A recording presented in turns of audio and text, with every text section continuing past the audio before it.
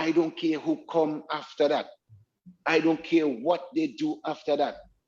This artist here, or this artist, these 2 or 3 artists here is mine. But that next artist behind those guys there was always there and always been consistent. When you look back, and you look back at Vincy Mas in the 80s, I thought I did pretty good. I thought that's what you call consistency. I felt guilty because I stifled my fans. So that's one thing I always ask them to forgive me for. But as we go in, he told Soso, I'm gonna let you do the song. Then Soso said, nah, Ron could do the song. He could sing. He just a little nervous, you know. So I got a second opportunity, and the rest was history, right? Hi, if you like our content, please feel free to like, share, and subscribe. Sayersworldtv and Vincy Internet Radio. And but I started panicking. But God, you know, without Soso, I don't know if I'll be here talking to you guys. So I couldn't get to do the song because, you know, Frankie McIntosh is telling Straker, well, you know, he has a nice voice. He's just a little nervous. And nervous, yes, I was. So, you know, we got out the studio, we went home, Straker dropped me home, dropped Winston home. But as we go in, he told Soso, I'm gonna let you do the song. Then Soso said, nah, Ron could do the song, he could sing, he just a little nervous, you know.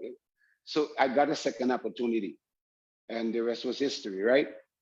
So here I am. Then I started doing quite a bit of songs from other artists, you know, soca artists, calypso artists, Mighty Sparrow, you know, Merchant, quite a bit of names. So, you know, I've been around. And then 1983, I think it was 1979, I actually believe that same year I did an original song with this group called Mastermind. They was based in America. So I actually did this original song with them called Show Me the DJ. Well, you know, it was my first time, it was new, but the song didn't go anywhere. I'm never afraid to say that. But, you know, that was not gonna stop me because the fans was letting me know that this is a new guy on the scene. So I was hearing what they were saying. So I got motivated and I put my pen to the paper and wrote this song called Wine Maria. So that was 1983, of course, you guys know that. And from there, this is where I'm at here talking to you guys right now and talking to everybody out there. Pardon my manners, people. Hi to everybody, my fans, my relatives, my friends, and everybody out there in on Facebook who's watching what we're doing right now. All right, just want to give a shout out to our regular listeners, Facebook audience, especially those who just came off fresh from Vincy Carnival 2022. Thank you for joining us for this program, Strictly Vincy. In case you knew, it's a program where we highlight some of our legendary, we highlight Vincentians who were, you know, contributing to the country and the culture in one form or another. Today, we just have the privilege to chat with one of our legendary, and when I say legendary again, I mean legendary soca artists. You can call him stalwart, you can call him a culture man, you know, Mr. Ron, Pompey. Ron, welcome to Vincy Internet Radio. Like we say, we don't say large up yourself, we say size up yourself because you're done big already. So size up yourself. Welcome to the program, man. Well, listen, once again, thank you guys for having me here. You know, it's a pleasure, it's an honor, and I'm ready to talk about what you guys want to talk about. Let's listen. We got how much time do we have? Let's talk. How much time do we have? On Vincy Internet Radio. 2 hours, man. We don't stop. All right. Until you're ready. So we use what we say infinity. Infinity. Yeah, anytime you're ready, man. All right. So listen, I'm ready to chat. Let's go. Let's rock. Like Steve said, you know, we go into your past, we bring you up to the present, and we peep a little bit into your future, you know. So don't worry. You just presenting or presenting yourself again to the world. You know, the world knows you, but you know the new generation now.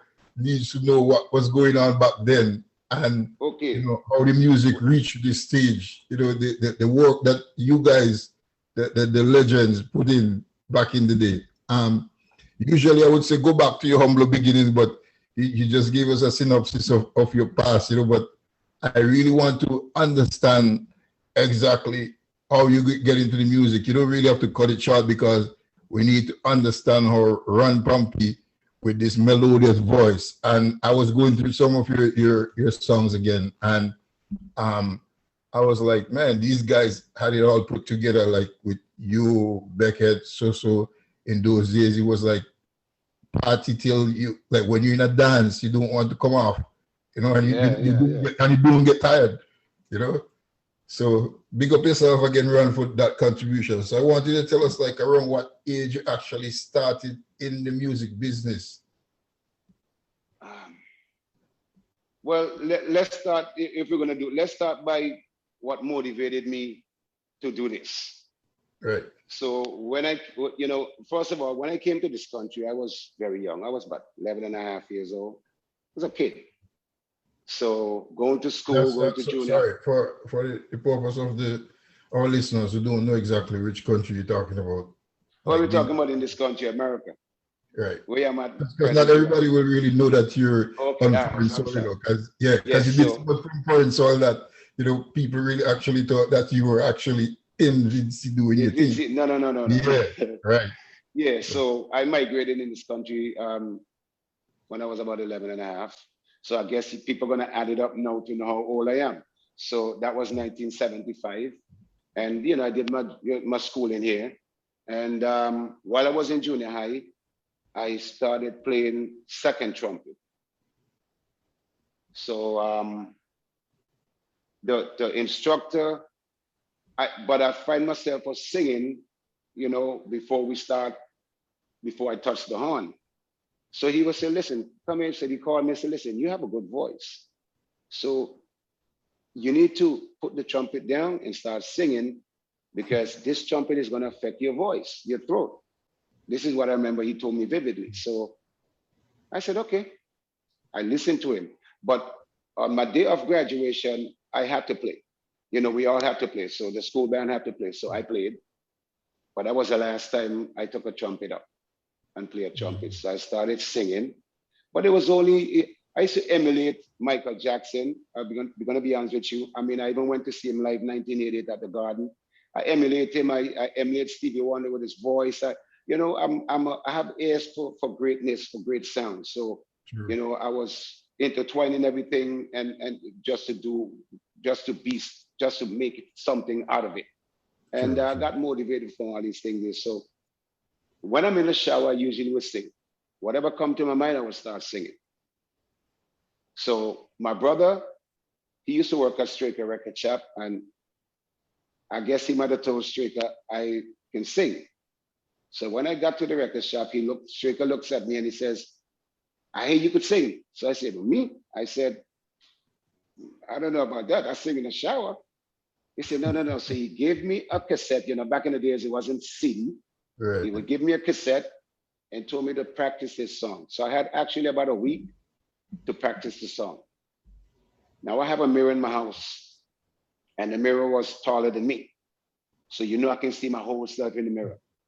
So watch me in my room, in that mirror, practicing the song, and I thought I had it down packed, and I did. But brother, I'm not gonna lie to you, and folks out there, when I got to the studio, Ron Pompey froze. But like I said, thank God it was Winston Soso there, and for that being said, you know, he's the one that made me be in here talking to you guys now, because if it was another selfish artist, when Straker says, okay, Winston, you're gonna do the song, Winston, you know, the person might say, okay, no problem. But Winston said, nah, Strakes, I think you need to give him a second chance. He has a good voice. He's just a little nervous. So I'm sure because he'd been there, done it, and he knew what it is. So, and that second chance is where I scored it. When, as I was singing, they stopped, Frankie stopped it, and I got nervous. I said, oh my God, what's going on now? I thought I was sounding good. Frankie said, Ron, you're singing like a million. So here what we're gonna do now. We're gonna start it from the top, And I did it from the top. There was no scratching, there was no hiccups, there was nothing. And I just did that song straight down, and that was it. That history started right there for me. That's where everything started. But I honestly speaking, and I don't want nobody to look at me different, but I'm still an R&B person. I love a lot of R&B. Okay, I'm an R&B person, believe you me. Now, if you listen to my style of music, I can do both. I used to sing with Climax. Everybody know Climax from Vinci. When Winston Soso left, when Winston Soso no longer was part of Climax, I understand that they tried a few artists, I'm not gonna call no names, that was singing with them. And a friend of mine said to me, Ron, why don't you go and, go sing with Climax? I said, sing with Climax? He said, man, they need a vocalist. So he sent me there. So the night I got there, I spoke to the leader, which was Bunny. And Bunny says to me, but I only know you as a soca artist. I don't know you could sing slow music and reggae and them sort of thing. So I said, yeah, man, so he gave me a cassette, again, just like a Straker did. He gave me a cassette with, I just can't remember all of the songs, but I know it was like 4 songs, but it was 2 R&B, 1 reggae, and 1 soca. Even though he knew I couldn't do soca, but he just wanted to get up. And when I got there the night, Wata, which is Big, the drummer, when we started that slow song, Wata said, yeah, man, this is what we want. This is what we want. So again, everything else was history after that. But the practices was getting in the way of my 9 to 5. I just had a daughter just born, so that's priority.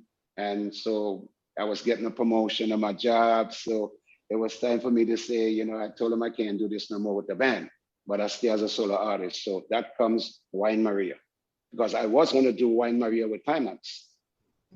But after I decided to go solo, this is when, actually go back solo. This is when I went to Straker. When Straker heard the demo, he said, take this track to Frankie right away.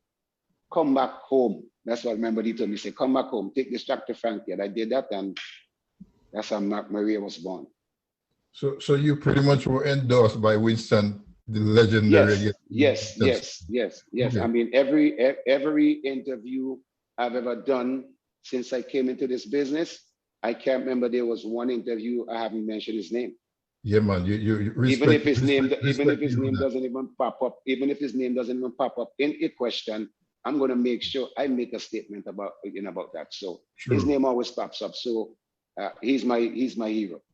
True. And really, I appreciate what you're doing, because we really miss the opportunity to get Winston's story and pay homage to what he has done for soca music in St. Vincent and the Grenadines. Not cutting you off. We told, we told a lot. We have many experiences and many laughs, and we worked the same place. If I can remember straight, the very first job he had in this country was I got him the job. He was working with us, with my company. So, but when he got that call, 1985, with I Don't Mind in Trinidad, he said, Ron, I'm getting calls from Trinidad. What should I do? I said, well, you could talk to the big boss and hear what he says. The big boss said he couldn't do it. He can't allow that. And who was Straker, right? The big boss was doing the 9 to 5 on a job, doing the 9 to 5. Oh, okay, on his regular job. Okay. So he wanted to know if they think the boss will give him the time to go. I said, you can try. I don't know. So he didn't give him the time, and he got the call, and he never regret. Mm-hmm. So let me ask you something, because I'm a little bit young, right? But I always heard about Climax. So where was Climax based? In New York? Climax was based in New York. Ah, you see, I'm learning as we go by. Yes. Climax, excuse me. They was based in New York. So the separation from Winston Soso came, and Climax came here. Came from New York. Wow. And Soso, of course, Soso went with Straker, started singing with Straker, and recording with him. And I was also recording with Straker, but there's an opportunity I get to go sing with him. And I said, I'm going to try something with the group, And it was pretty good. We had a clash with Asterix, and you know, it was a big clash, and everybody was happy with both bands. And of course, you know, me being an entertainer, performer, singing solo artist, I got used to being up front and while I'm singing, also dancing and entertaining. So, you know, it was great. You know, we had a very special time within that time. Wow, you see why I want to dig? I wanted to dig deeper now because it's amazing. I heard, you know, Beckett sing about Climax and Asterisk, and I'm thinking Climax was based in St. Vincent and the Grenadines. And thing, but this is good stuff, Ron. That we get in. So, what was the first song again that you came out with that Straker actually took from you to Wine Maria. Wine Maria. 1983. Wine Maria. Well, I remember those songs, you know. Yes. Not that I'm trying to be too young, but yeah, but you see, the thing with me, it's just a natural thing with me, with the exception for now, because Adrian is making, with the new age of everything that's going on, Adrian Bailey is making things, miracles happen with this technology. He's bad. He's a bad man. So, you know, I don't have to be busted, you know, but back in the days when I was doing songs like Wine Maria, for instance, you know, that bass line is a bass line that was humming in my head with the song. So when I got it on a demo, when I took it to Frankie, he heard the bass line, and I said, well, Frankie, the bass line is subject to changes. And he said, no, it sounds good. So he kept the bass line. So that was the bass line I used, because that was, if I'm going to do soca, that was the feel I was feeling, that type of merengue, that, you know, that thing that make you want to something. Somebody, everybody have to move. Yeah, you know, so that was what I was really into. You know what I mean? I had a great time with that. Right, so Maria took me places. It you know, but one of my memorable time with that is doing this big show at not Victoria Park, but Annisvale. This was a Straker show, and Straker had all the big guns from Trinidad, from Sparrow to Rose to Crazy, come on down. And somehow, I don't know, I think I might have took my top off and throw it. So I don't know, I can't remember why I throw it, because I get blacks out when I'm on stage. I really don't see people like that. And then after I came backstage, Sparrow came to me. Mind you, I'm a kid. Sparrow, we all heard of Sparrow. We all listen to Sparrow music. We all sing Sparrow songs. And when this gentleman came up to me and says, you didn't marry a man. And I just got starstruck, and he says, you remind me of me when I was your age. I guess he was talking about how I was performing. So even though I knew I could perform to myself, my confidence, my fans was letting me know that daily. And to hear that from the birdie himself, that was awesome. That was crazy. So, you know, those are some of my memorable moments with Wine Maria. And then Crazy, of course, remember that I did his song Over, Don't Try That. And then when that song Maria released, it was in Trinidad, and that's how we click up. He said, man, you have a song in Trinidad called Wine Maria Wine, and that song bad. And, you know, that's how me and Crazy got linked up and became very good friends. You know, he and I became very good friends. So the song helped me meet a lot of great people. But I got great advice from, you know, when I first got into the business, from Sparrow to Baron to Crazy to Swallow to Shadow. And I've gotten great advice from quite a bit of artists in the business, along with Winston Soso. You know, I got some great advice. And I took all that up to this day, and I try to pass that down to the younger ones. So I'm going to let CP jump in here, and then we're going to continue again. CP is going to drill you a little bit, and then. Ron, once again, welcome to Vinci Internet Radio, man, and thanks for taking the time out to be with us. I'm going to start off with, and I have to go this way. Banana Police. Okay. You went to Colombia, and just tell us how that went. Wow. Well, I'm in Vinci. Vincy Mass going on. Well, let me talk about this, how Banana Police became that popular in St. Vincent.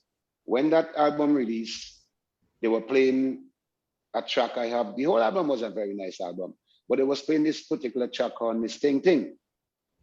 They fell in love with the track. But at the same time, they're telling me this Banana Police song is nice, but they are worrying about the slogan, Banana Police. They wrote about the lyrics in the song. And so they wasn't playing it for about a week, but then after a while I got shocked. I heard the song on the radio and I was saying, are they playing it? So I spoke to Randy and I asked, Randy, what happened? Randy said, Randy, the amount of calls we was getting on this song to play on the radio, we couldn't hold it back, so we had to play it. So this song became very popular home. And again, during those times, I didn't know there was a promoter from Colombia in St. Vincent, looking into what's going on. But after all the events took place, after the fact, after everything took place, Carnival done, here's where I got a call to call 705 Radio. And then when I called them, so they gave me a number to contact Paco, this promoter from Colombia called Paco. And I called him and we locked in together and he said he wanted to meet me. And he says, listen, of all the acts I've seen during this whole festival and I've been here from the beginning, I'm impressed with your act. And he also said at that time that he was impressed with the act of the group Touch, because he wanted a band to go with me to back me up. So any group he was impressed with was the group Touch. So that's how we end up going to Colombia. And amazingly and surprisingly, the song was #1 in Cartagena, and I've gotten several recording companies came to me, along with we had our interpreter there, along with my manager, and they were talking about paying me XYZ to do over Banana Policia. But the money they was offering, I thought they could have anteed up a little bit, and but it never took place at the end of the day. But at the end of the day, I was also a fool for not taking that money, because when I left Colombia, who said they still didn't record the song, and I didn't get anything from it. So I was a fool for that. That's when you're young in the business and you're paid to learn. But it was a great experience. We had 3 big shows, and I was very fortunate to meet some top people. This reggae artist, Culture from Jamaica. I'm sure you know of that name, Culture. I just can't remember him. Culture was a big artist. Right. So I met him. He was part of the whole artistic, thing there. So, but the next day after the first show, the next day we were in the hotel, having breakfast. And he was sitting right across from me. Cherry Inns was sitting next to me. And the other member of the group was there. And so, he says to me, I'm going to quote exactly what he says to me. He says, boy, I know. He say, just look like after this show, after you come off the stage, it seems like everything just get dead. So the next show we are doing, me want to come on before you, And then he says, after we finish eating breakfast, we go out on the step and take some pictures. So we did that. So here's another person who I always looked up to, listening to. His music is so popular, and we're all in tune to those songs. And it was supposed to be me saying, "Can I take some pictures with you?" But here he's saying, "Let's go take some pictures." So all those things are great memories in Colombia. So the trip was a very successful trip. I'm going to take a little back to Wine Maria. Mm-hmm. What encouraged you to pen this song, Wine Maria?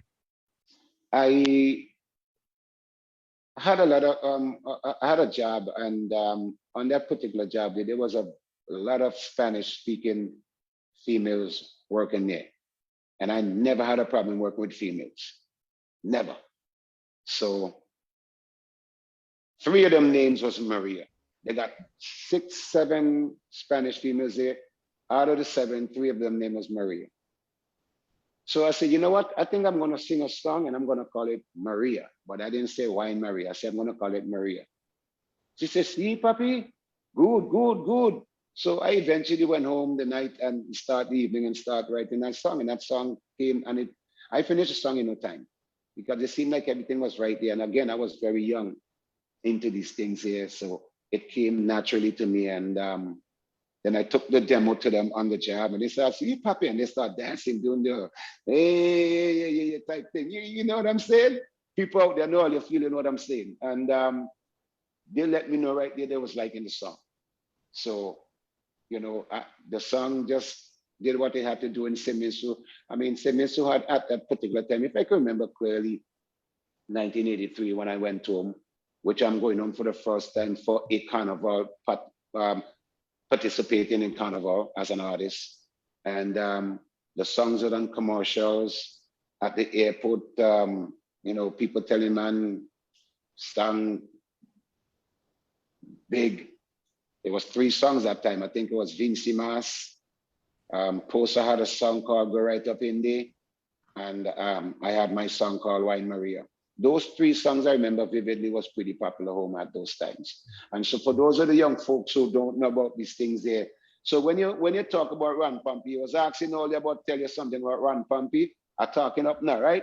Ron, you see how Fireman Hooper, what they say shelling down place?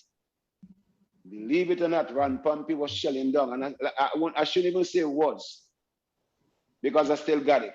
But them time there, I was shelling down places.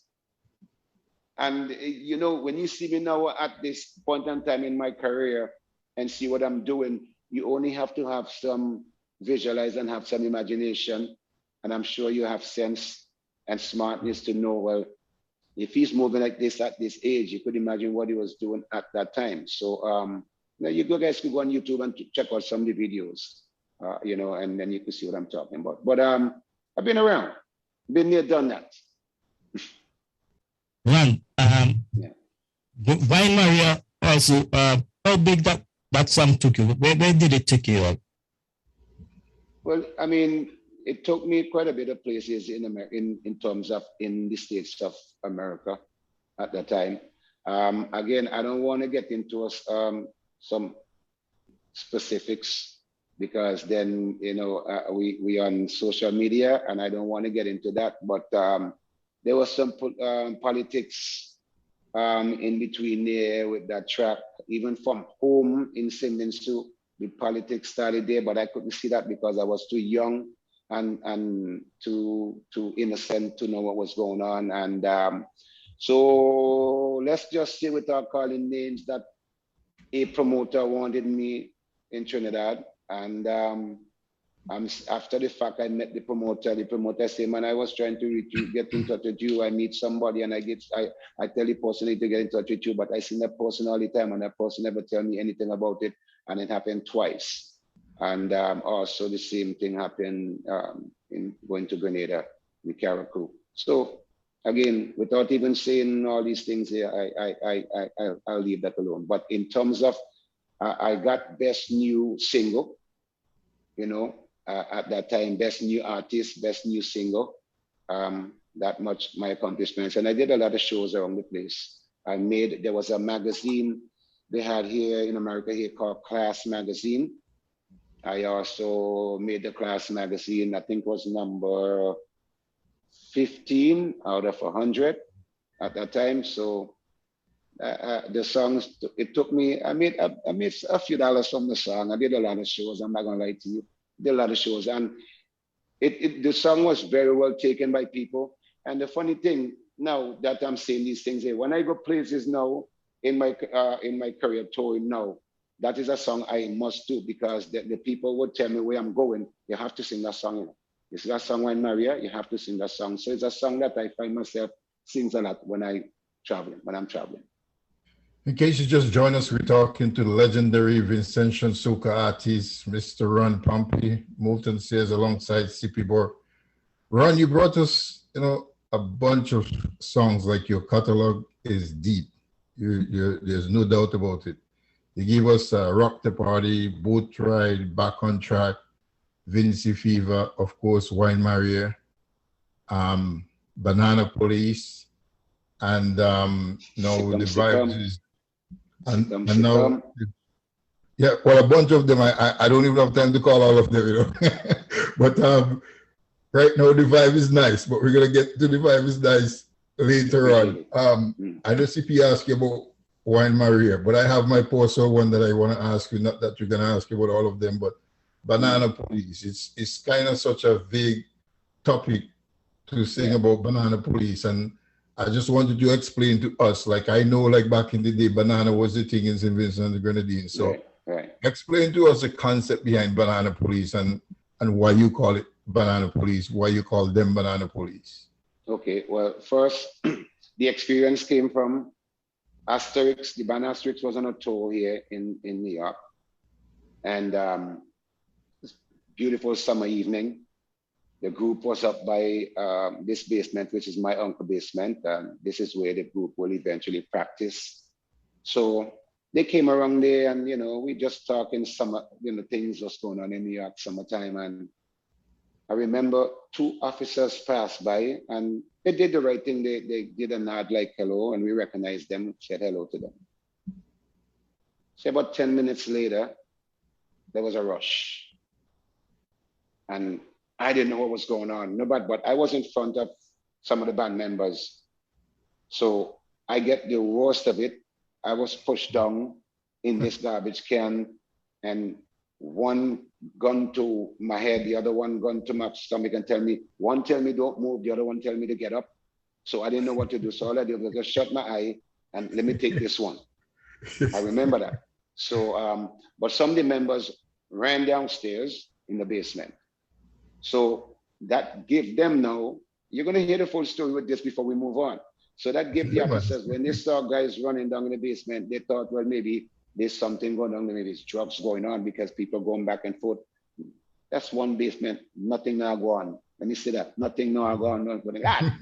So they run down there and guys hiding under the pool table behind the bar and all them sort of thing there. And my uncle happened to be coming outside from upstairs with a garbage bag in his hand.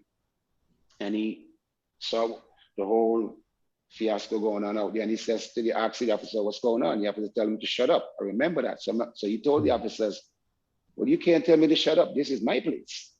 And that's my nephew. So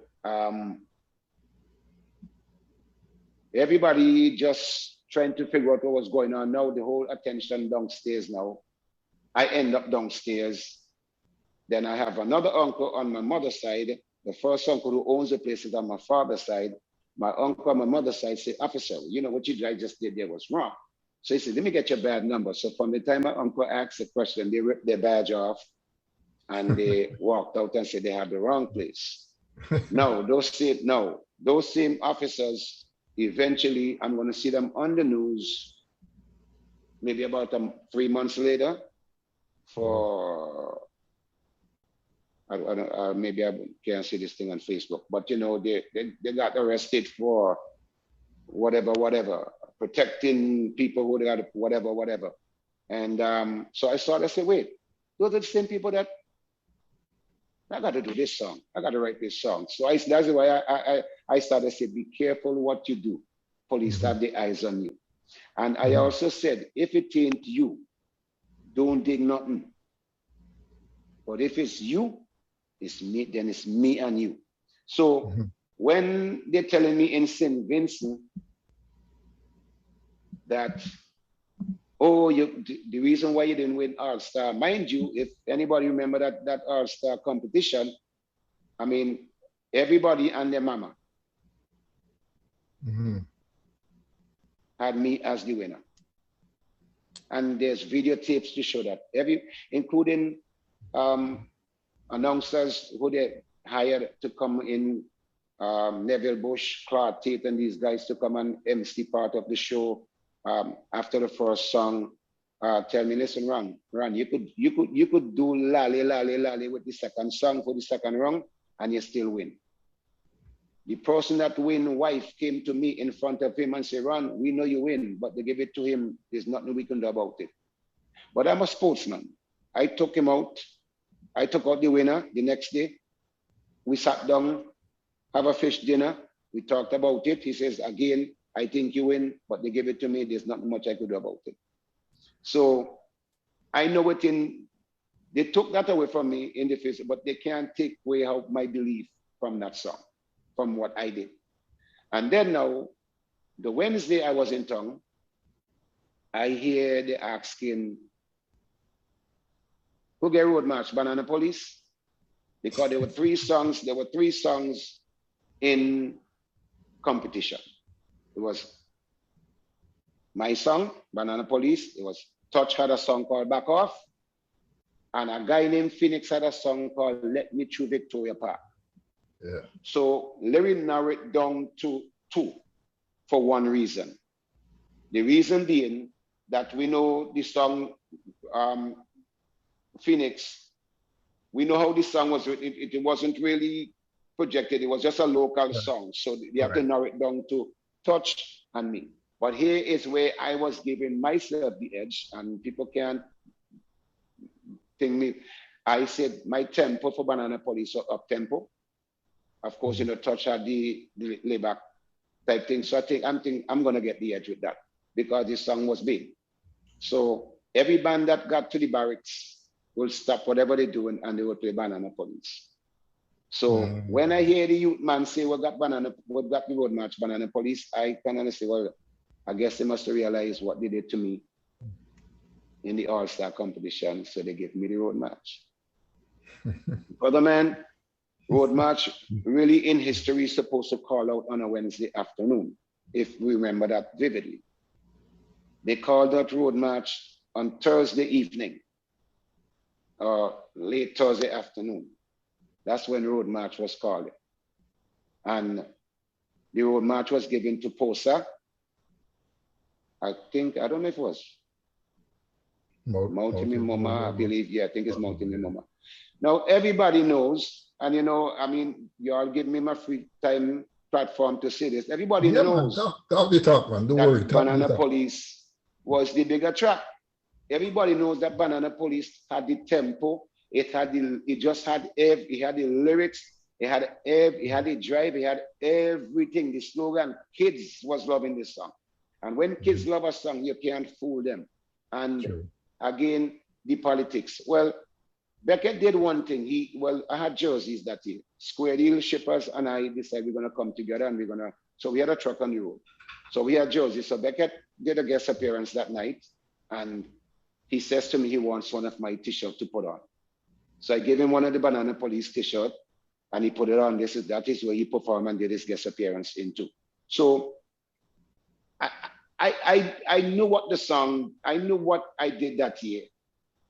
Nobody can take that away from me, even up to this day here. And this is what I have my confidence. But then I start saying to myself, like, what else do I need to do down here? I'm young, I'm a songwriter. I believe I'm a good entertainer. I should be, when Trinidad was promoting Machel Montano as a youth man, and out there, I was still a youth man. So what's going through my mind? I'm saying, well, Vince might probably should start to do the same thing with me because Trinidad have Machel and Vince got to have some youth man, and I thought that was a youth man at that time. That was it because of how the crowd was responding to me and just being honest with you. So again, that never happened. But in terms of, I think the audience themselves in St. Vincent accept me.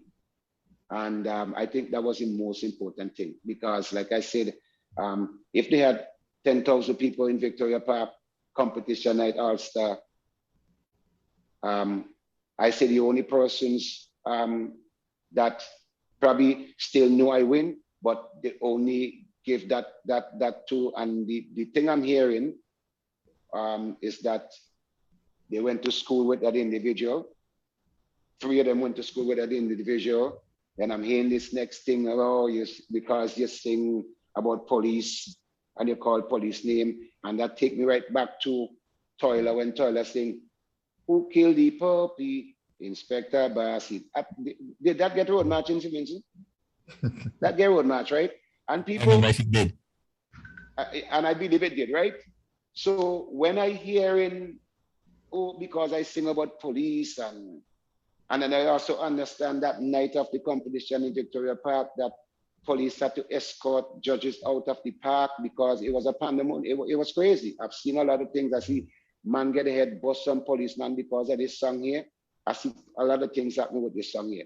My driver also run into a big stone wrong document there because he took it on that night with a compound where everything went down. And so it was a lot of things happened that year, but that woke me up, you know. But again, there was a, who, I forgot his name on the radio, but he says, Ron, I started to play all your songs from way back to let the fans know and the audience out there know where you came from to reach a star to finally win an All-Star. And he said he was shocked when my name didn't call. So again, I know I'm an All-Star winner without being crowned. True. So sometimes I know. Is not, Yes.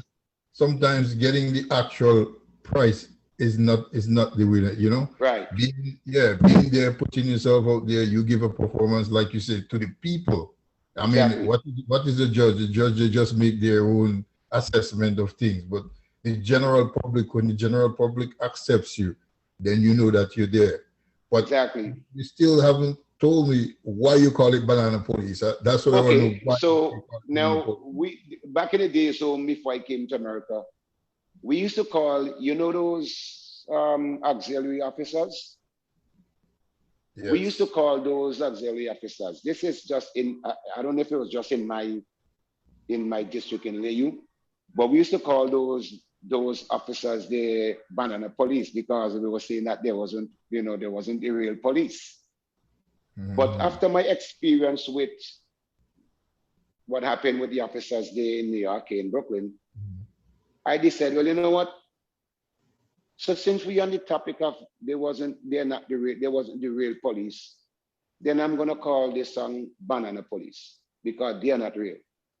Mm-hmm. This is why I said again, if it ain't you, don't dig nothing because there are great officers out there and we all know that. Right, but sure. If it's you, then it's me and you. So this is how that whole thing come around by me calling it Banana Police. But that was a slogan that we had back in the days home in my village in Layu that we used to call it Banana Police. So I decided to just use that title there. And for the younger generation, banana was the thing. When you say banana was the thing, you related to St. Vincent and Grenadines. So yes, and listen, and if you go on YouTube, I also have a video on YouTube where you will see I did this thing. It was for kids. So I tell people, no, if you was looking for me to wind up and do all this thing up and say this kids in the audience, I was giving away cassettes and thing to the kids them. So they wanted to see me, they wanted me to perform for them. I went there, I gave them some cassettes and I performed for them for the song. But I put two green bananas on this side of my hip right here. Those are my two guns, the two bananas. So if people who haven't seen that video, you should go on my YouTube page and you will find that. I have on a police outfit, so you just can't miss that. It's more laughable than even entertainment. So it wasn't but all about that. It was just about just being there for the kids so they can have something to laugh. And that was that night, that evening. Yeah, Ron, if we have to be fair, right, in St. Vincent and the Grenadines for legendary artists, if you name 7 of them, Ron Pompey has to be in that 7. And yet for all, I feel that your music was a little bit stifled or is stifled right now when it comes to legendary artists. People are not playing those music as they should, because even outside of St. Vincent and the Grenadines, those music, they're more recognized than in St. Vincent and the Grenadines itself. That's a fact. And that's a fact. Again, I doesn't like to get into the politics, but again, this has nothing to do with politics. It has to just be me being straight up. If you don't understand music, when music's sweet and it touch you, and you see how you as a DJ see how the crowd respond to a song. And then you know now when you as a DJ or radio personality, when you get on the radio, you see how the crowd reacting to the song. You may have even went to a party and see how they react to the song in a party. So you tell yourself as a disc jockey on the radio, boy, when I get back by the station, I have to start to play this song more. So there's no way a DJ can tell me that they wasn't paying attention. I think it more of it come like, listen, when you locked in to certain artists and you tell yourself, well, I don't care who come after that. I don't care what they do after that. This artist here or this artist, these 2 or 3 artists here is mine.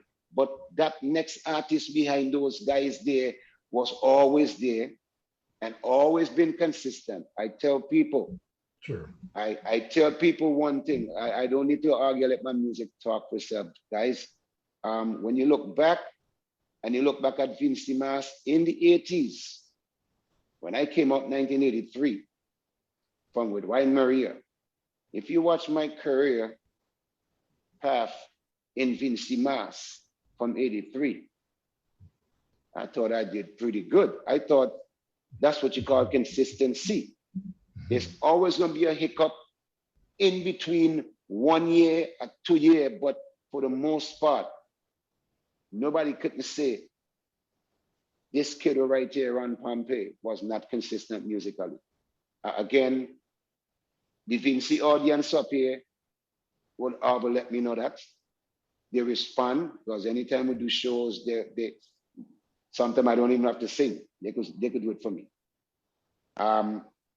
So there was a time I actually got out of the business because I thought, well, you know what? What else do I need to do? What else do I need to accomplish? Maybe I should start to do reggae. My mom used to always tell me, maybe you should start to sing R&B music or reggae music. You have a good voice in it, So I stopped up because there was no, I wasn't having, if I'm not having fun in what I'm doing, there's no sense in me doing it. Sure. I wasn't having the fun, but at the same time, I felt guilty because I stifled my fans. That's one thing I always ask them to forgive me for. That I thought for me that was selfish for me to come out the business or because of just the way I felt and not thinking about the fans. And I asked them sincerely to always forgive me for that. And I believe that most of them did so. And so here I am back here right now again. And thank God I'm back. And I believe, like I said, when I came back in this business 2017, I made a commitment that until God take me to go on to the next life, I'm here with you guys. Musically, I'm going to be here. So get used to me being around. Get used to around. Ron, yeah. I'm gonna, before CP jumps in, I just want to tackle this part with you, right? So you celebrated in 2019. You celebrated 40 years in the music business, right? And CDC, the committee, Carnival Development Committee, they had a program, because this with this program, Ron, I want you to talk. You don't have to call names, but yes, ma'am. Yes, I want you to talk things that will generate changes. You understand? Because that's why we're having this program, to inform, educate, and to help the next generation, fossil through easier. Sure. So anything that you think affected you or held you back, or where unfairness, because we know there's a lot of unfairness in the music business all over the world, but things that we can help make a change, don't be afraid to say. So CDC have this program, EVO, the EVU program, where it's more supposed to be to facilitate you guys, you legends, right? And they didn't put you on that program, but instead they put you on a Fantastic Friday. And they brought you on late, at least from Wars on the Street, that most patrons were gone by the time you were ready to perform. Tell us about that experience, how you felt, about that experience in particular. Well, of course, celebrating my 40th anniversary, I said to Adrian, I think I need to do over some of the songs that created a big impact, especially in Vincy Mass. And he says it's a good idea. He says to me, selection of songs. I said, well, I guess that's me and you're gonna have to figure that out. And we put some songs together, and he suggested to me, well, you know what? Maybe do them in a medley. So non-stop medley. But the question was always asking, would you have the energy to do 15 minutes of non-stop medley on stage? I have the energy. So, we did that, and everybody that connect with the project praised the project, and still praising the project up to this day of one of the better medley that's ever done for any soca, for any artist coming from any country for soca music. And so I went home, and I did quite a bit of shows around the town. Different people connect with me, and they wanted me to come perform here and perform there, and so I did all of that. But again, I was on Facebook. People were promoting, because I was used to, when I go home, to I've always performed as a guest appearance in the Soca Monarch show. However, that particular time, I was not there. But I was saying maybe either in the Soca Monarch show or the Evo, one of those two shows I'm going to perform into.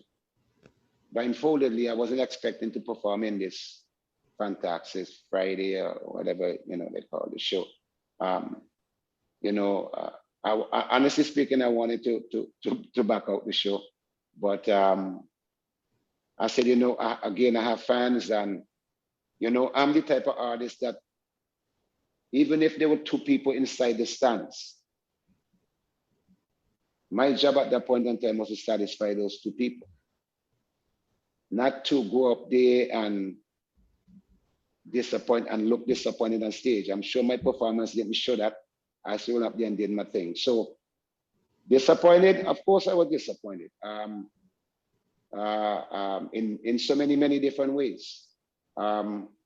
Because I drew it to their attention, to the attention when we sat down and said, well, don't forget, this is my 40th anniversary. And the fans are looking forward to see me on either one of those two shows. And then I said, if you ask me, I will prefer, at this point in time, because I've done the Soca Monarch show guest appearance so many different times, I said, I would prefer to do the Evo. And all I was hearing that, as a shakehead like this here, no can do. And I even volunteer, I said, listen, even if I get that, somebody even tell me, listen, ask them, what if you bring your own group and to perform at Evo 40? And I even suggested that. And the word I was still getting, no. All I was hitting, here and run. We're dealing with I'm around about the logistics and all that sort of stuff. And again, I know what the word logistics mean, especially when you deal with music. So I shunt that out and just go with the flow and just say, you know what? So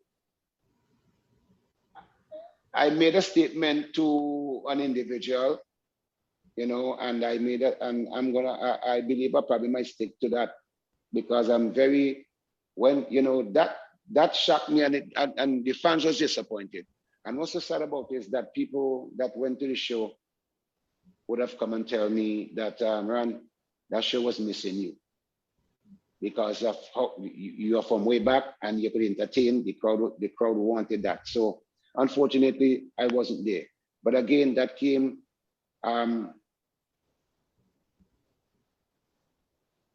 they were personal. It was personal. Right. Let's just say, Ron Pompey, do not believe. That just came from the person I sat with, and the person said, no, they can't do that. I am used to being in the Soca Monarch show.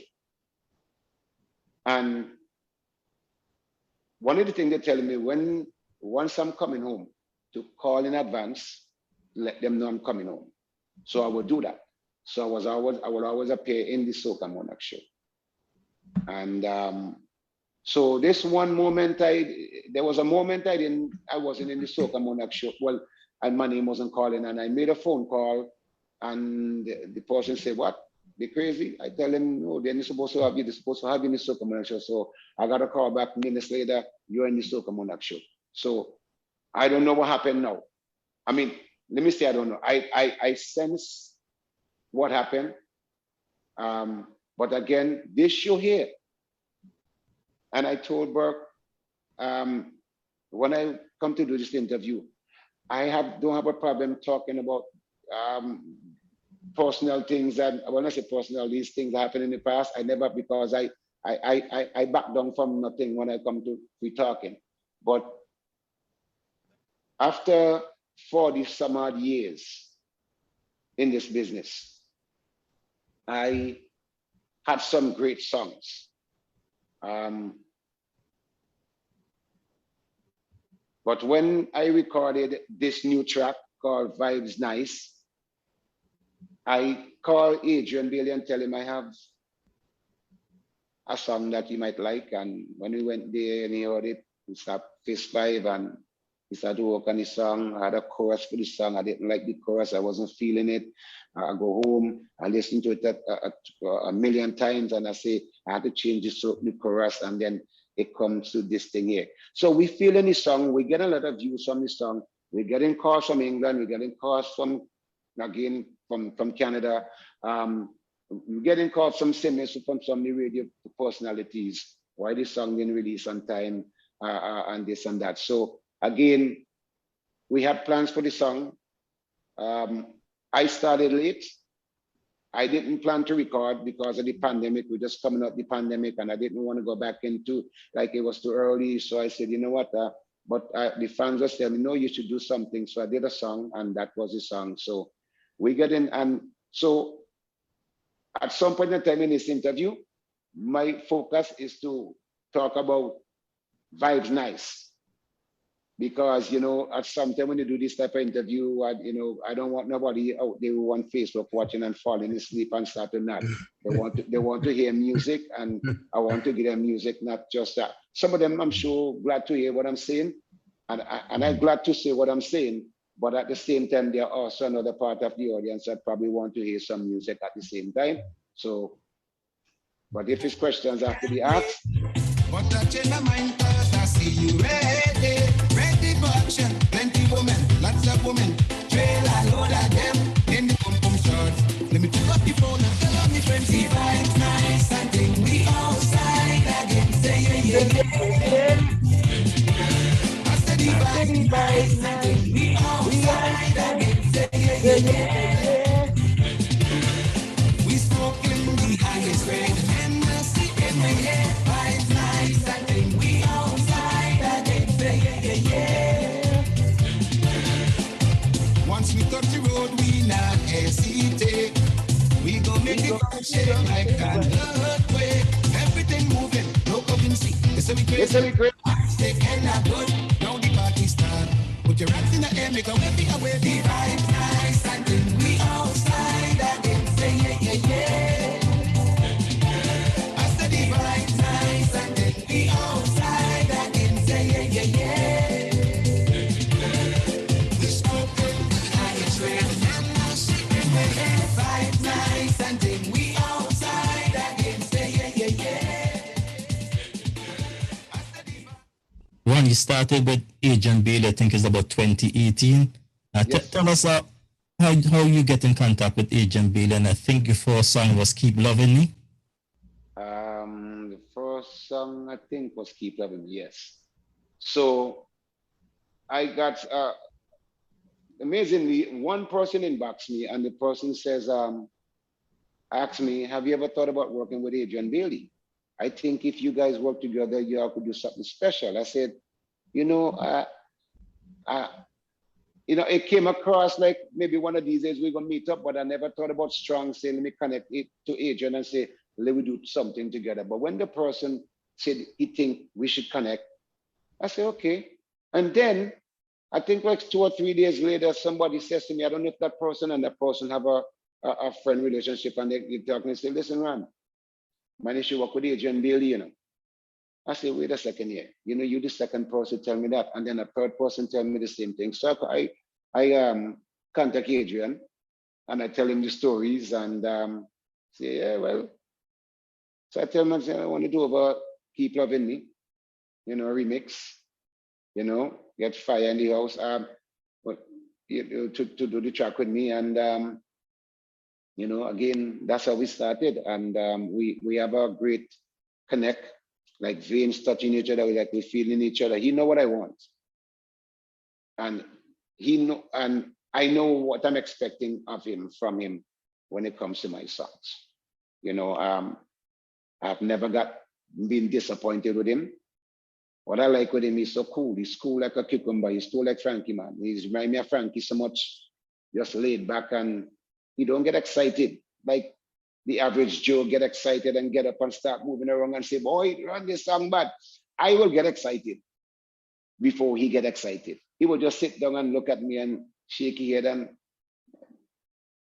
and that's one of the one of the things I like with Adrian. I love what Adrian is cool and calm, and you know, I'm even though I'm in the business so long, I'm a student of the game still, so I still listen. You know, two heads are always better than one. So even if it's lyrically, I might say something, and he might say, Ron, you think that word there, you think you change that word now?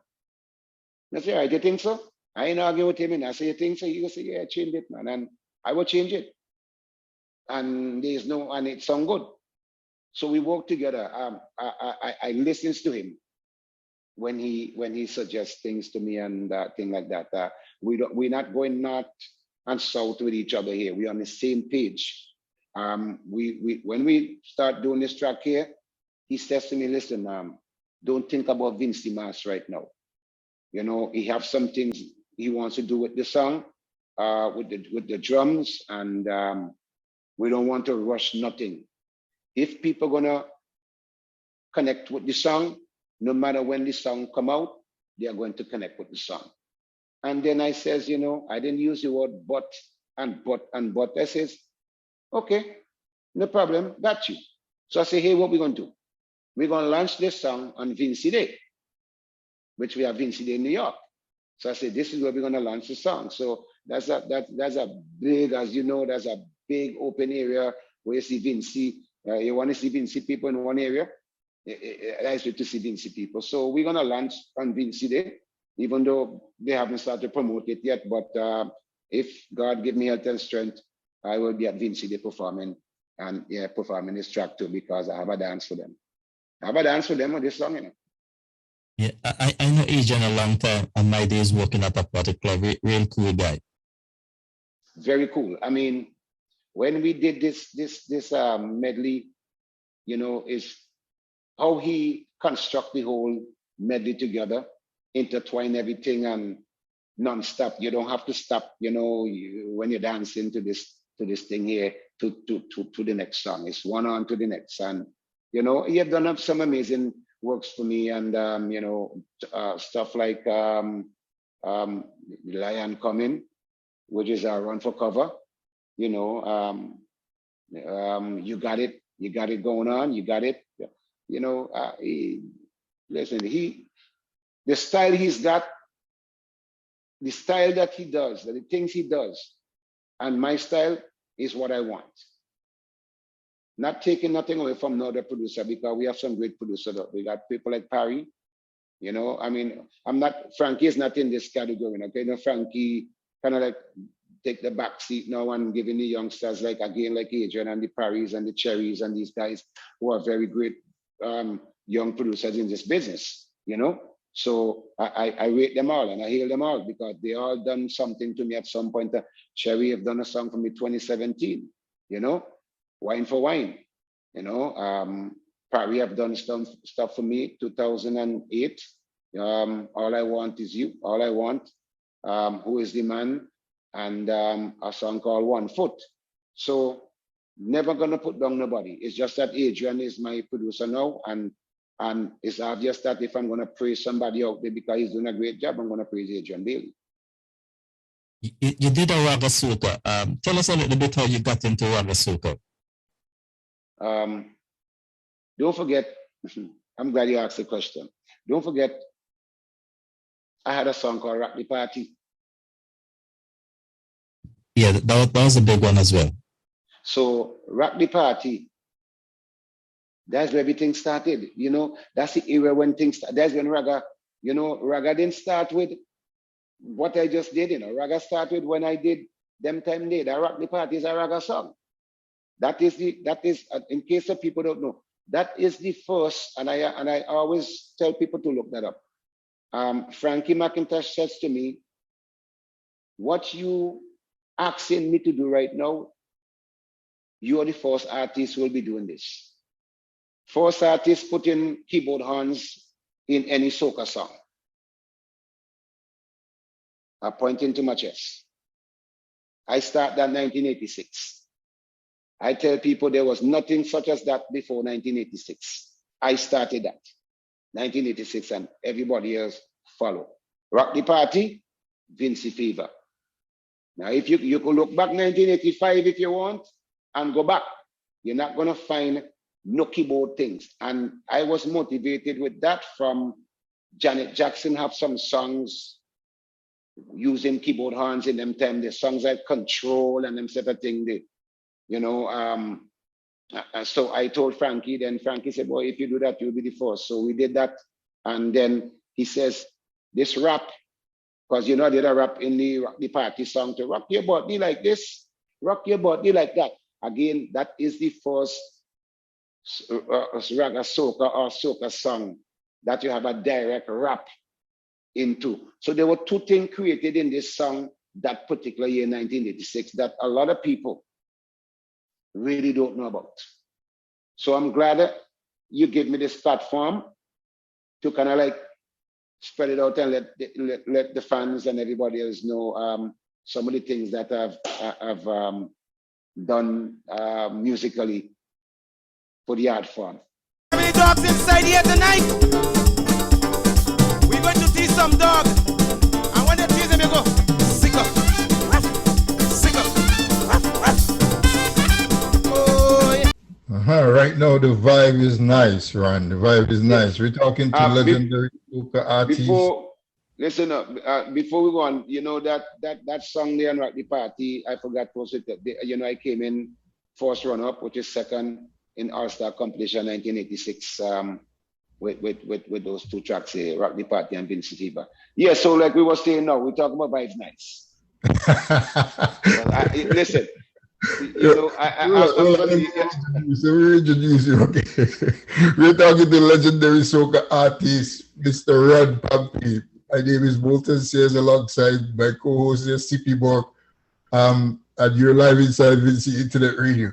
Listen, Rod, the vibe nice. Is it that because you made the comeback? I don't want to use it as comeback, but you took a hiatus for a few years, and then you're trying to send. Is it that you're sending a message to the younger generation or the youth in the business that you're back, I'm here, we're there, and vibes nice again? Well, if you can recall, when I did the Lion song, Run for Cover, that is also with Adrian. I think I made that statement in that song.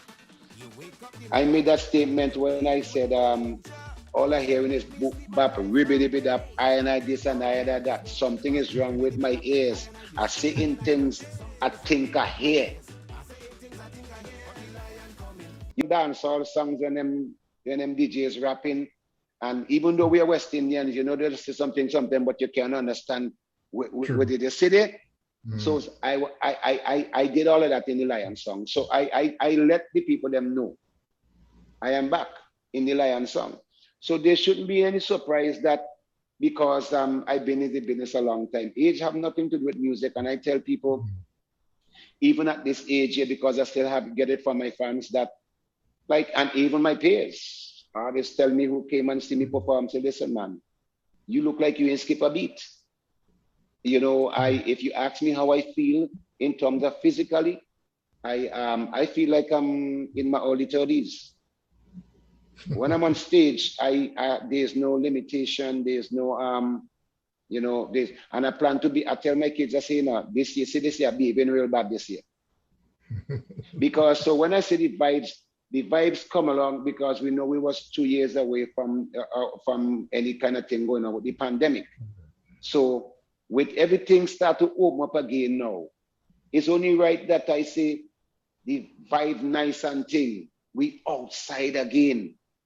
It's like we could do these things again outside. So that is where I did that without having to even mention the word pandemic or anything like that in this song, because I didn't want to remind anybody, you understand, about the pandemic. But they also know, because I'm getting that from them, they also know what I meant when I say vibes nice and thing, we outside again. That word again is an underlined word.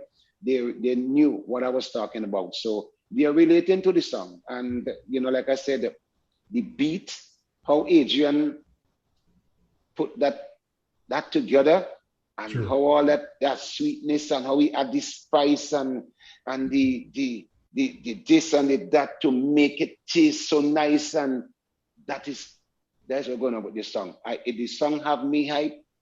It kind of like it, and I show you doing that to people, because everybody calling me and telling me Wicked is the best they've ever heard. And again, there's arguments there, because people say, but Ron, you have songs like Keep Loving Me and them sort of thing there. And I say, well, I'm telling what the fans are telling me. I have a lot of fans who tell me this is the best of me they've ever heard. And they're dealing with the melody and the whole thing around the song. And people, I can't argue as an artist. I can't argue with a fan or with the fans and tell them anything different. I have to listen to what they say, and anybody that does that will be a fool. So I always listen to them, and I'm always open for constructive criticism. You'll never hear me argue with you with that, because I listen to my fans. That's how I got better in the business and made me who I am. You have to. Your fans are, your bread and butter. And I must tell you that the song, it hype on Vince even it ready to, so don't leave out Vince. No. Well, I know that. Me and Brooke, I know that. We are aware of that. I'm aware of that. So and I told him I appreciate everything you guys are doing. And Vince been having a good song for the most part, almost every year. Or every 2 years, but I probably would say it looked like to me, it does be like every year that Vince always have a song. But we don't have 2 years passing us that we don't have a big song out there where not only Vince alone know the song, but people from other countries, Caribbean islands, out of the diaspora, wherever it is, wherever they are, they know a song. And I'm not trying to be naive or anything, but if I have to say one song that I believe has the potential to be that song, I would have to say Vibes Nice. Mm-hmm. And I'm pretty much sure a lot of people are going to probably agree with me. And again, this is just my song, and I'm only telling you how I feel. I'm not trying to hype it up, but folks, you can go to YouTube. We have this thing on Spotify, so you could go to Spotify, and you could stream it on. We have it on Zena, I believe that's the app. We have it on Apple Music. We have it on Apple Music. Fox Fuse. So you could go to these places if you want to support and you want to pay for the streaming of the song, or you want to pay for the song on iTunes. It's all there for you folks. So we have big plans for the song. The thing is, as an artist, with all this, I don't want to get caught flat-footed. So I have to make preparation for whatever happened with the song, wherever the song is going to take me or wherever the song is going to go. But just remember one thing, Vincy people. Anyway I go in this world, in my life, all my life been doing this thing here, I've always represent you guys. One thing. That's 102%.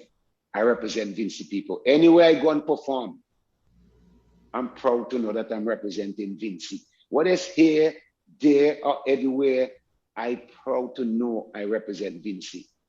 Even though I came to this country many, many years ago, respect the fact that I know a lot of people came up here in my time and my age, and they went, but I maintain my culture. I almost lost it though. I almost lost my culture, you know, because I came up here so young and going to school and adapting, you know, the American way. And then there was a point I didn't know how to there's a point I didn't know how to speak Vinci anymore, and I was feeling away, and you know, but you know, it is what it is, man. But you know, I'm still here, and I'm gonna represent you until God ready to take me on to the next life. True. And I was going to say big up to all the producers, but big up to Adrian Bailey. Well, I have to. Well, let me start by saying again, big up to Frankie McIntosh.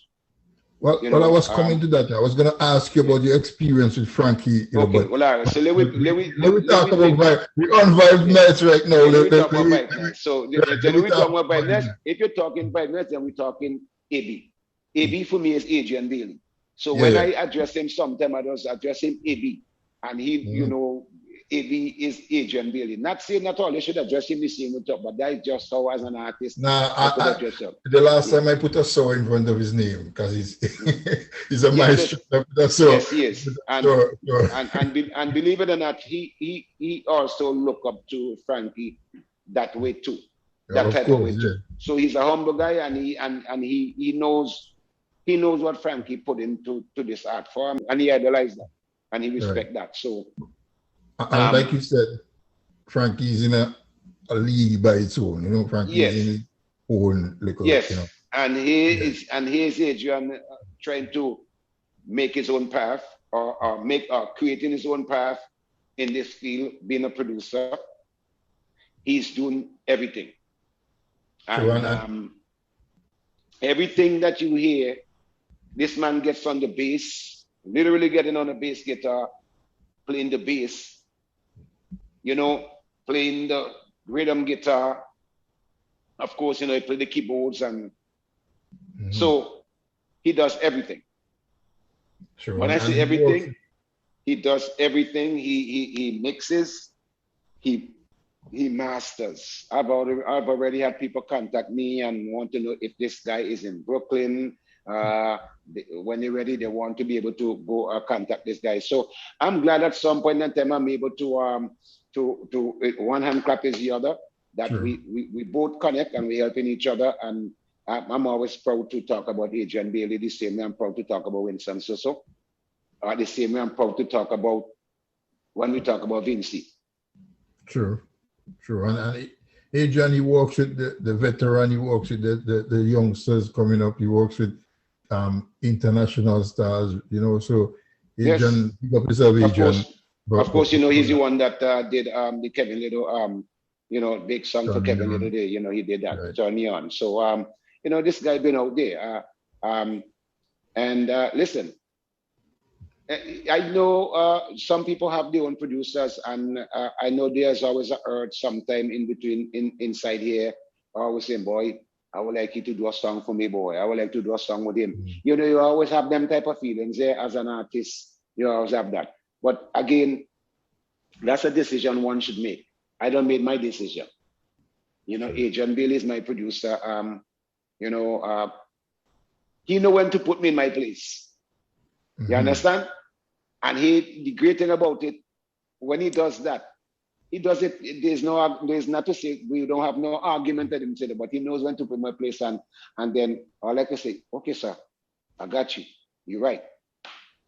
There's no dispute and none of that. So we you know, that's the new maestro right now for me. True, he is. Let's talk about the Vibe Nice one, because I questioned it myself why you came out with it so late. But before you answer, what I like about it also is, and you explain one part of the Vibe Nice after the pandemic, but what I like about it, Vibe Nice can relate to anything.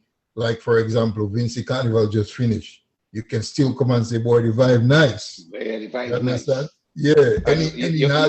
Yeah, man. You go to a backyard party. Yeah, vibe nice. Yeah, you come out of a hardship. Vibe still nice. You know. So you meet a partner. You meet a partner last night. You meet a partner today. You say, boy, you went to that thing last night. How was it? Boy, the vibes was nice. Nice. So that, but that was not the original name. The original name was We Outside. But I wasn't. I guess he wasn't feeling too much of it, and because I was feeling, he wasn't feeling it. It put me back to go back to work and start to work with it again. So I said, don't do anything. I'm working on something here, and when I don't work with it, I think he will like it. And then, so when I have it now, I call it and I put it on his recording, on his message machine, and I asked him if he got it. I said, what do you think? He says, I like that. I could work with that. I like that. And that is where the vibes came in. The vibes nice. That's what happened when two legends work together, Yes. Each other and come up with the right thing, Well, some people says it seems like when Ron and Adrian comes together, something special always happens.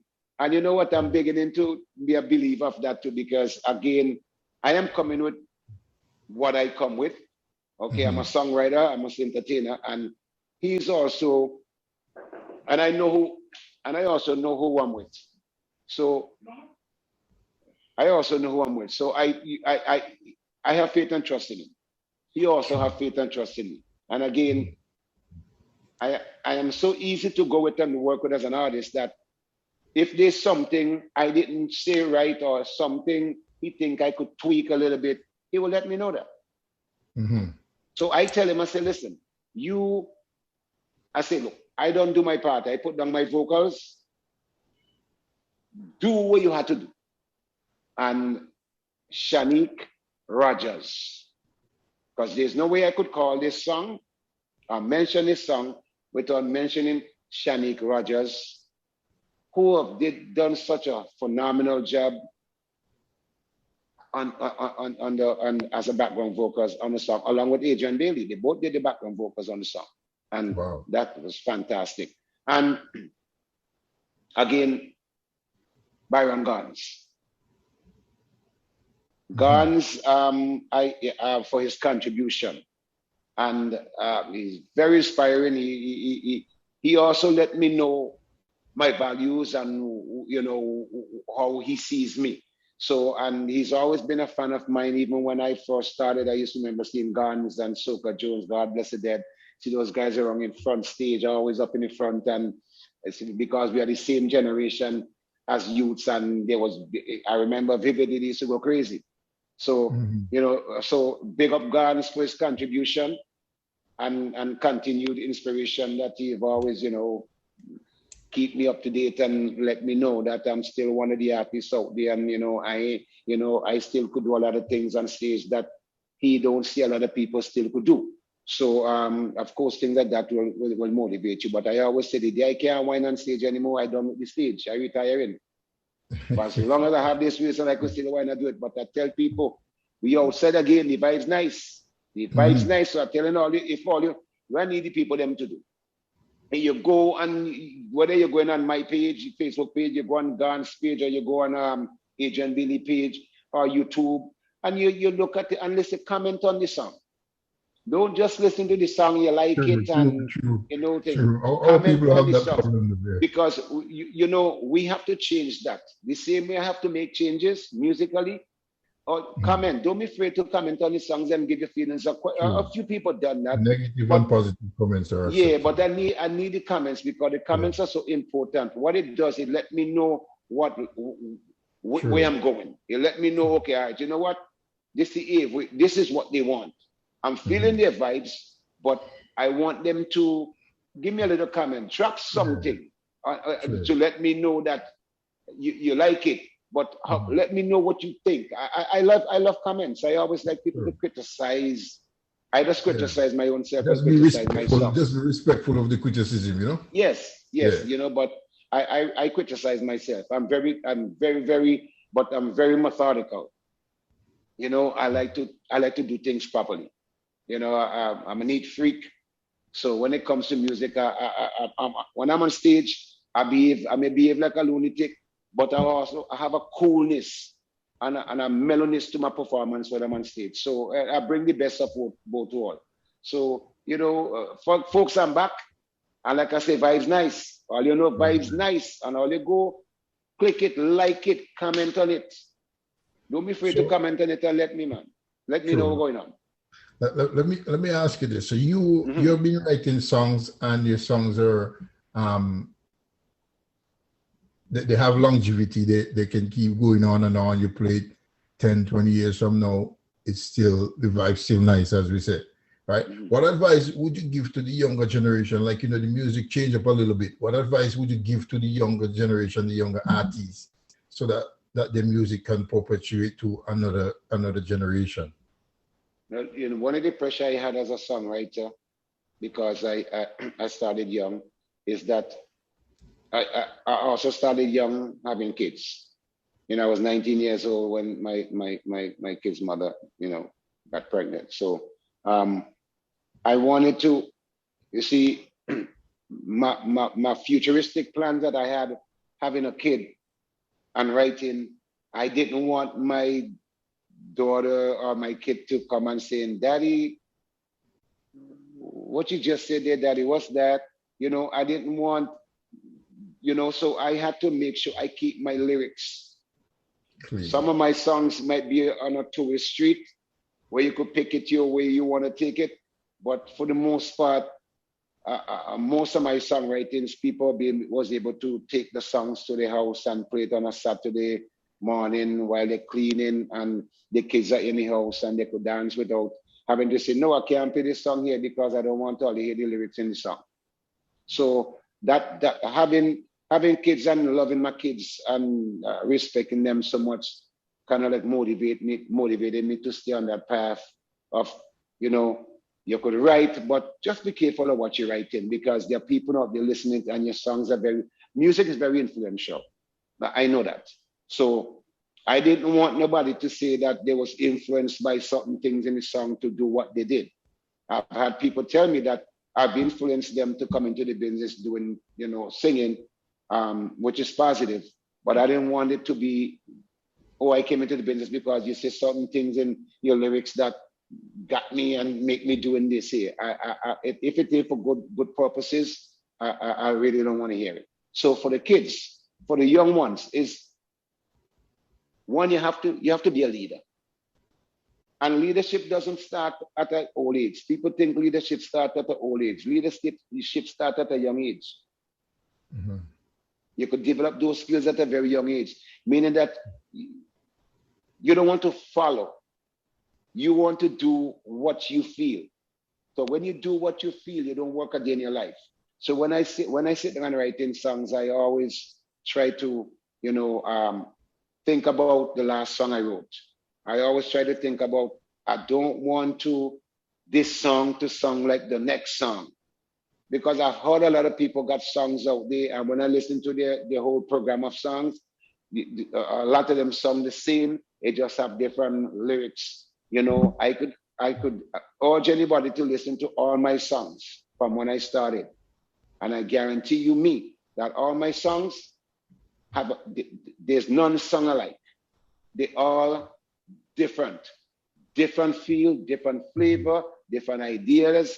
And this is what I want. That's being a leader, because I wanted to be a trendsetter. I didn't want to follow the next person doing this. I wanted to keep up with the Joneses of what's going on musically, which I believe I've done with this song here. And I think I've been doing that for years, as a matter of fact. Again, my fans always let me know that.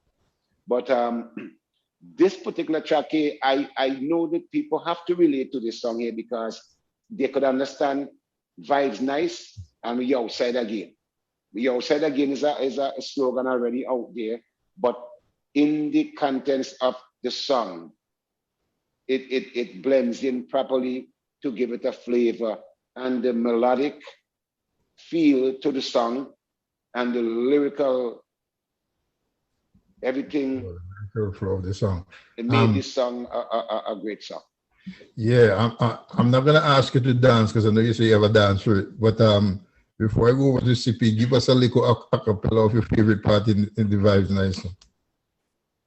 Yeah, man. You want just singing, just singing it like that, no music?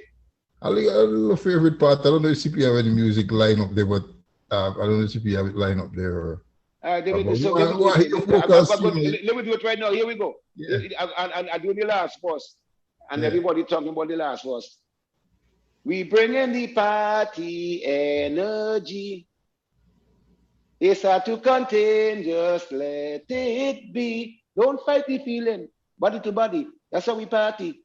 It's a Caribbean thing, plenty jam and wine. Watch what you do, don't get out the line. The vibe nice and thing. We outside again, say yeah, yeah, yeah.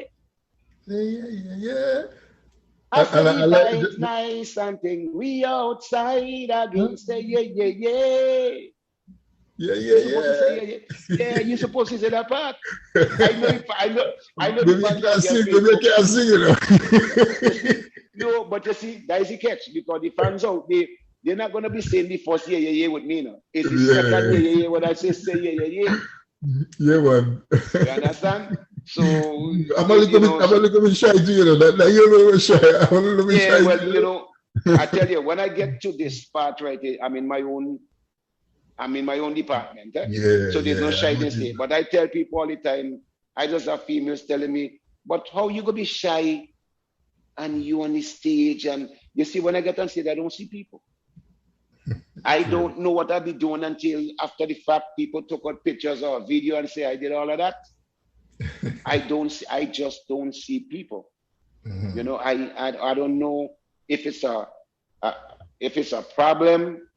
But this is all my life. I've been performing on stage.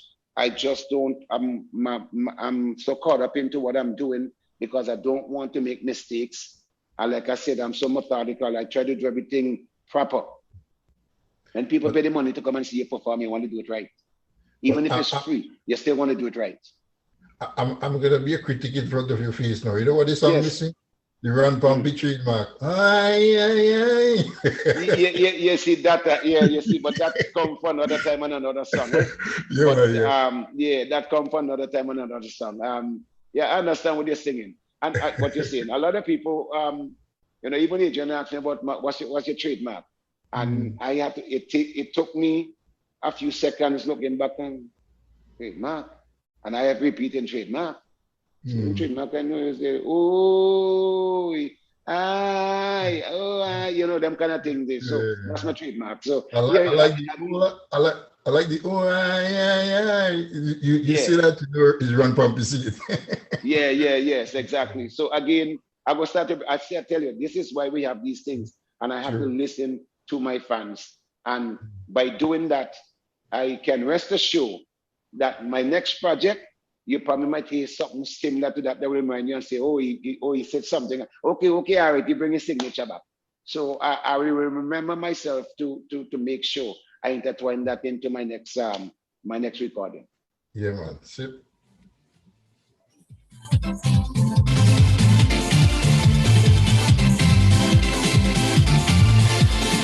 She don't come out, she look like a ten dog. Every morning I walk by, the dog looking so shy. I pass by the gate when it was dark. Run. This is interview number 1, part 1. There's some other time you're gonna have part 2. So tell me, what are you looking forward for the future, Run Pompey future? Well, I'm looking forward to traveling. I'm looking forward to going back to places I've been and meeting people again and say, yeah, vibes nice again. Yes, I intend to travel.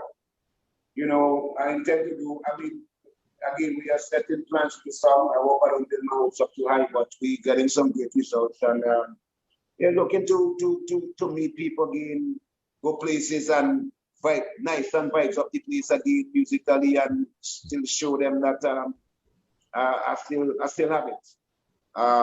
You know, the people them looking forward to seeing me, and I hope sooner than later I'll be up in your region, up in Canada.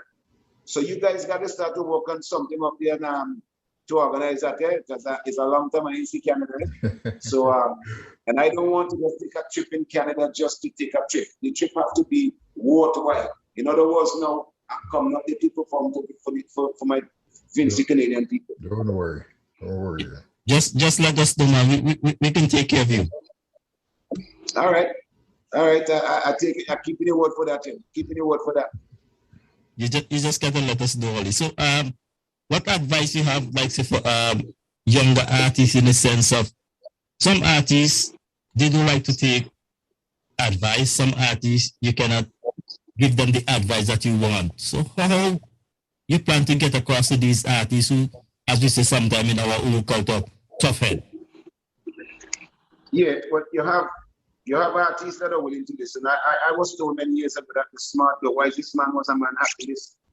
So there are some of the artists them that it's like it goes to one end, come up the next stuff. I see. Listen, Vincy have talent. Vincy young artist them has talent. I don't know what this big problem is. I would like just guidance. But they have to be able to willing to take constructive criticism. They underline the word constructive criticism. Like if you're doing something wrong, especially in the public, and somebody tell you, you have to be able to soak that in like a sponge and make things better, make it better, because you're the ones that's actually supporting you. Without the fans, there's no you. I mean, can you go and perform in a stadium or in a venue with nobody there? I mean, not one single person. I don't think that would be good for you to. I don't think I will enjoy that. So they just have to stay motivated, and you know they have to listen. And once they listen, they're gonna learn, obviously, and take advice. And what at the same time too, watching lyrics, right? And the reason I'm saying watching lyrics, because now if you want this song to play internationally, and or in other places, watch how you're writing the lyrics, because that is what get to the people there. Watch the lyrics and how you're pairing the lyrics, how you're putting them together, and make sure they make sense. Because if you do that and you have a good melody to a sensible lyrical song, most of the time you're going to have a sensible song that turns out to be a great song. So my advice to you then is just stay focused, listen, and continue to do your homework. Don't wait until the day to go on stage. With the night you're going to perform, you're dancing on stage. You need to keep practicing, even if you're going to practice with yourself or amongst people, so they can see you and critique you and tell you, or watch your videos. I'm sure you people do videos now and have videos of you guys, young artists, and you can watch back your videos and critique, see what you have done good, what you have done not so good, and tweak those things and make yourself a better artist or entertainer on stage. But other than that, I don't know, the ones that are listening, then this is not the business you want to get into, because once you're in this business here, people are not going to come and support you daily if they know you have an attitude. If they know you have an attitude and you're not, you just like one of those type of person, trust me, you're not going to get a constant support from the audience. And you wouldn't like it. It's not a comfortable thing to feel. So maintain a good composure. Keep it real with the fans, because you can't fool the fans. And keep your lyrics where it could go commercialized. We can be commercialized and play in a wider, broader, brighter range, as opposed to just keeping it in the Vincy community. And after Carnival is done, try to do longevity music.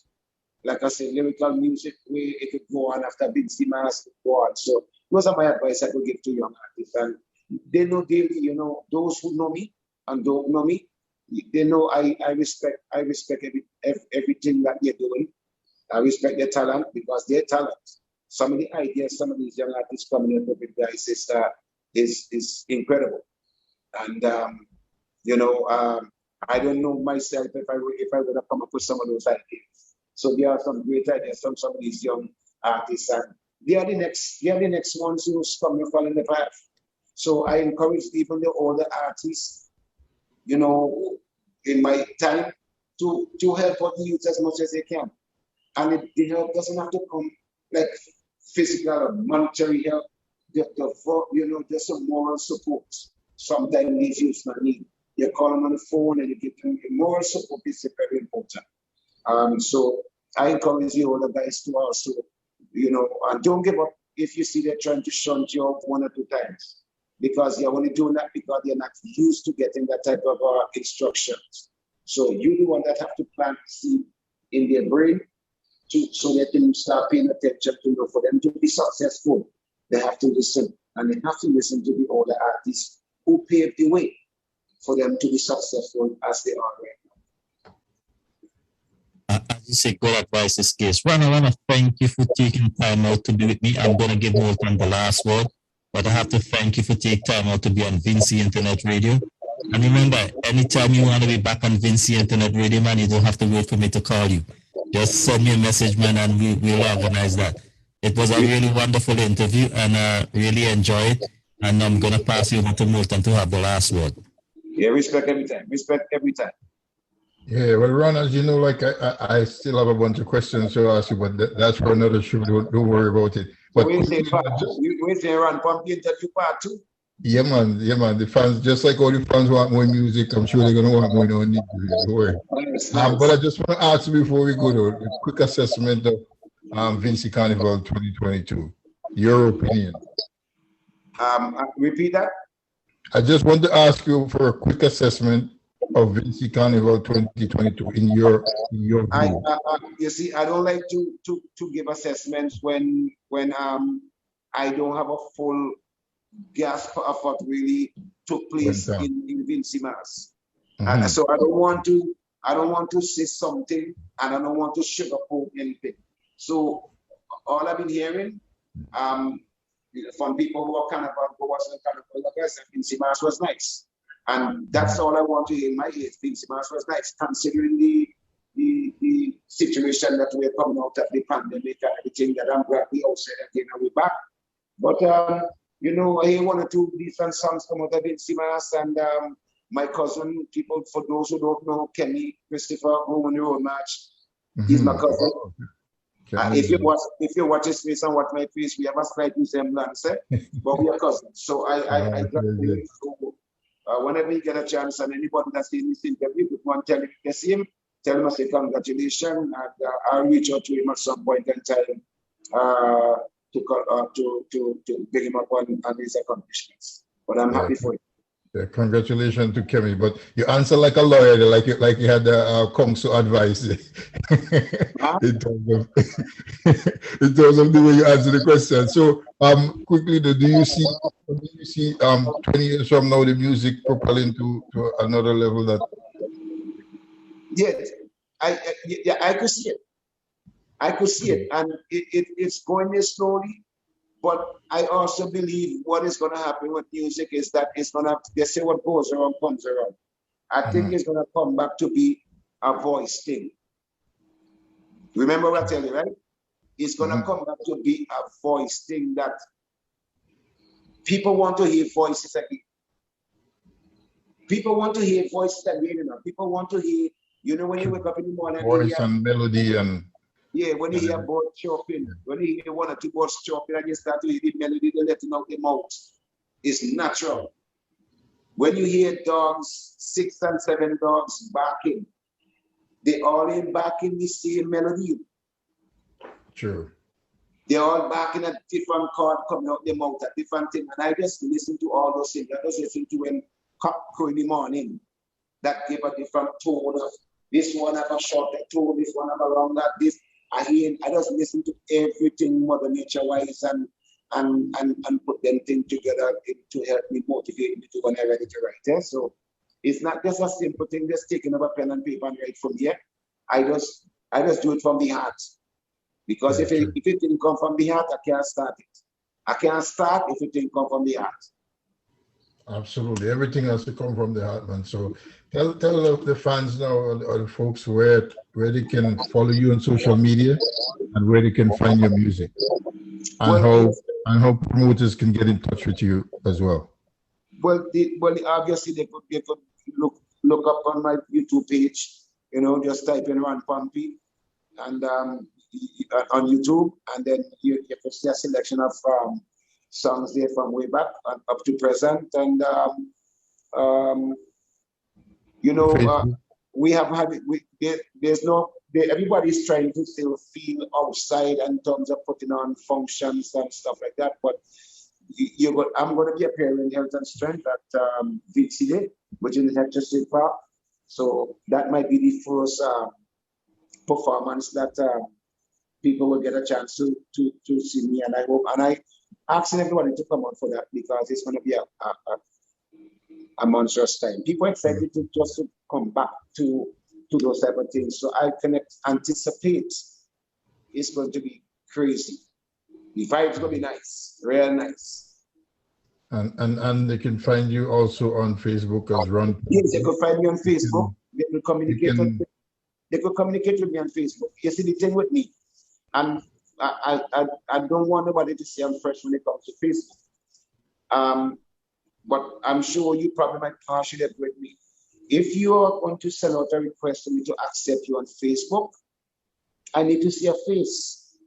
Sure. Because sometimes the name I just have a problem with. Sure. So if anybody might have gotten mad at me and say, I sent out a request but you ain't taking it, you have to, not every name that I remember. I hear so many millions of names in my head that to remember some names of people that I'm supposed to remember sometime because I hear from them in such a long time. So send a picture to let me know so I could see who you is this, it's her, it's him. That because I don't accept a lot of these things there. So but hit me up on Facebook, hit me up on Messenger. And if they want to stream your music, of course, I did a Google search. I see where you can stream your music, buy your music and all that. Support the artists and make the things work again, make the vibe nice again.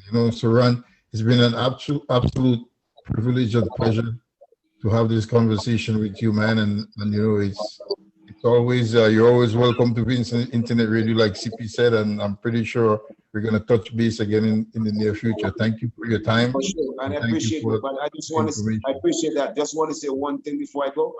Before we go, folks, if you choose to want to support Vibes Nice, the song, my song, you could do so.